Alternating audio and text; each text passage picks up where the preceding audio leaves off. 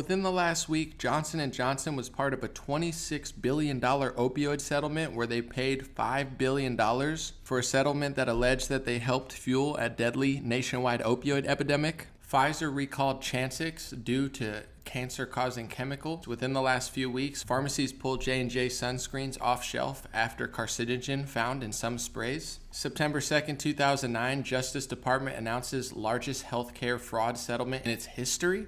Pfizer to pay $2.3 billion for fraudulent marketing. Reuters from 2012, Pfizer settles foreign bribery case with U.S. government. Pfizer has agreed to pay $60 million to settle a U.S. government probe of the drug maker's use of illegal payments to win business overseas. Reuters, December 2018, Johnson & Johnson knew for decades that asbestos lurked in its baby powder. Knowing that these companies have no liability for side effects, injury, or death with their new product. Last year, we had a record number of overdose deaths. We have an opioid and overdose crisis, which is pushing the life expectancy backwards in our country. I used to read articles about the flu vaccine in Scientific American that admitted that it was routinely off the mark because with different type of variants and mutations, it was hard for the experts to actually guess which one it would be in that hemisphere. And these social media companies know if anybody slips through the crack, does the real research, and reports the things that they used to report that now they act like don't exist, like the far from flawless track record of these companies, Facebook admits that it will censor content that's factually accurate if it causes people to be what they call vaccine hesitant. So even if you educate people with real information, real facts, real articles, real data, real truth, real FDA approval process, real everything, if it doesn't just make people slobber all over the jab